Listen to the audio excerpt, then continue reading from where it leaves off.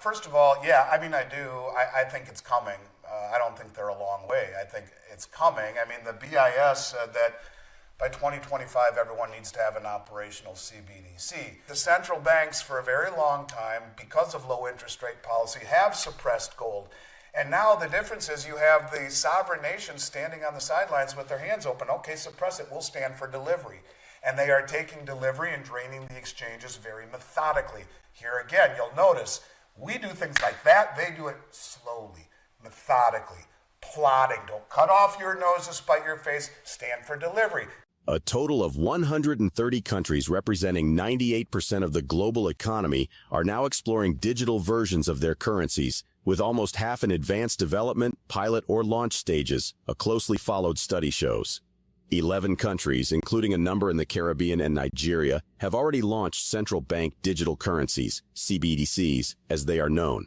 At the same time, pilot testing in China now reaches 260 million people and covers 200 scenarios from e-commerce to government stimulus payments. Two other big emerging economies, India and Brazil, also plan to launch digital currencies next year. According to Andy, CBDCs have been on the radar for a while, with the Bank for International Settlements, BIS, suggesting that by 2025, everyone should have an operational CBDC. Schectman emphasizes that central banks have historically suppressed the price of assets like gold due to their low interest rate policies. However, he observes a notable shift in this dynamic. Sovereign nations are now actively amassing physical gold and opting for delivery rather than passively allowing suppression. This gradual yet deliberate shift signifies a substantial transformation in the financial landscape. The 2023 BRICS Summit was one of the most historic and transformational summits in the bloc's history. In a major expansion, 6 new members will join the BRICS core starting from January 1, 2024. Argentina, Saudi Arabia, Ethiopia, the United Arab Emirates, UAE, Egypt, and Iran. This expansion will significantly increase the bloc's economic and political clout. However, the BRICS Summit Declaration has underwhelmed in terms of the ambition on the economic front. This has led some analysts to question whether the bloc is still committed to its original goal of challenging the dominance of Western financial institutions and currencies. Schectman suggests that while it might take time, the movement toward BRICS as a significant global player is substantial. Now let's watch the excerpts from Andy Schectman's interview with Stansberry Research. But before we do, if you want more videos like this, hit the subscribe button and turn on the notification bell for more updates. Thank you, and enjoy the video. First of all, yeah, I mean, I do. I think it's coming. I don't think they're a long way. I think it's coming. I mean, the BIS said that by 2025, everyone needs to have an operational CBDC.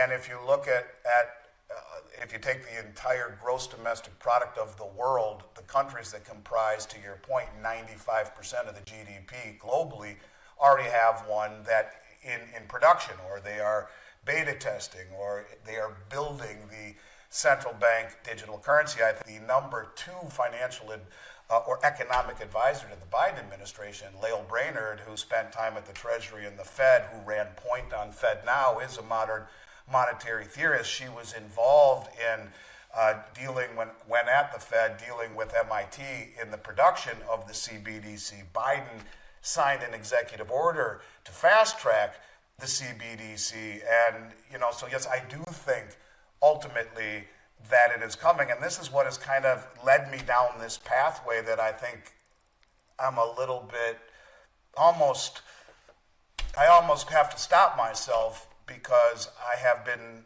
saying things that I don't normally say. I mean, there's a term called logarithmic decay that I've really been talking a lot about lately. I'm kind of a fan of the image, and it's, imagine kind of the Niagara Falls. You're a couple miles upstream, and you start to notice the pitch slowly declining, little by little by little by little. It's like the game of Jenga, little by little by little by little, and then all at once. And where are we in this graph? Where are we in the logarithmic decay graph, or how many more blocks need to be pulled out of the game of Jenga before the tower collapses? And so I think it's really important, to realize that this is very substantial, very substantial, but yet it's not something that's going to happen all at once until it does. James Rickards, I know you know James very well, and I had the privilege of talking to him at Rick Rule's conference here a few weeks ago in Boca. And I think the mistake that was made, if any, was that we put dates on it, or James put dates on it, which got everyone excited about a new gold-backed currency coming out August 22nd. And I think he'll be proven right, but it's the timing that's always the tough one to nail down. I mean, as far as the currencies go, look, they said to all of the finance ministers, go back to the drawing board, come back and report to us next year on the merits of having a common settlement currency. To me, it's a done deal. It's just a matter of when it happens. But let's just, look a little bit at what happened during this event. You have, the countries that joined on, you have the majority of the oil across the globe, or at least with OPEC, when you talk about Iran, the United Arab Emirates, and Saudi Arabia. You have the controlling the vast majority of the world's oil under the BRICS influence. When you talk about Argentina, you have the largest producer of natural gas in South America. And, when you talk about Ethiopia, you have the fastest growing economy in Africa. So this is all a process that is very well thought out. And it's one that I think is more methodical than people in the West are accustomed to seeing, where instant gratification perhaps is not fast enough. During the interview, Schectman emphasizes that two prominent figures in the U.S. administration, Jared Bernstein and L. Brainard, advocate for substantial changes that could have far-reaching implications for the U.S. economy and its global standing. Jared Bernstein, who serves as the chief economic advisor to the Biden administration, has proposed relinquishing the U.S. dollar's status as the world's reserve currency. This idea has attracted significant attention and generated controversy. Bernstein contends that the U.S. should give up its privilege of having the dollar as the world's reserve currency due to the financial burden associated with it. If the U.S. were to follow this path, it might initiate by using the dollar as a diplomatic tool in international relations. Schectman believes these actions are intentional, possibly instigating a crisis or a tumultuous event. He refers to a scenario in which Saudi Arabia and OPEC cease accepting U.S. dollars for oil transactions. Such a move could precipitate a global shift away from the dollar as the primary currency for international trade. This, combined with other factors such as changes in the banking system and ongoing economic instability, can potentially trigger a significant financial crisis. Let's get back to the interview. If I wanted to get rid of the world reserve status, the first thing I would do would be to weaponize the dollar, to push Russia out of SWIFT, to confiscate their assets, to not just sanction them, but to confiscate them and use them, tell them that we are using them to rebuild the Ukraine. And then at the exact same time, I would push away what is the linchpin of the dollar hegemony, and that is the petrodollar, Saudi Arabia. And we signed another executive order saying by 2030 we'll be 50% green, and by 2050 nearly 80% green. In essence, we're telling Saudi Arabia, hey, we don't need you anymore. Those two things in particular would be the very first two things I would do to lose the world reserve status. And then if I look at the number two in charge, Lael Brainard, who is a modern monetary theorist, you look at the things that are being done in this country, and you have to wonder to yourself, why are they doing these things?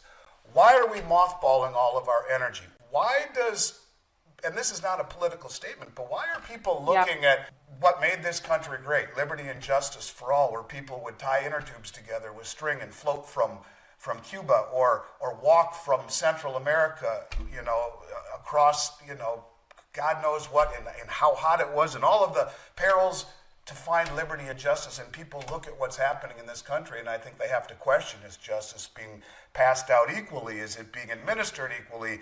Are we the country that we once were?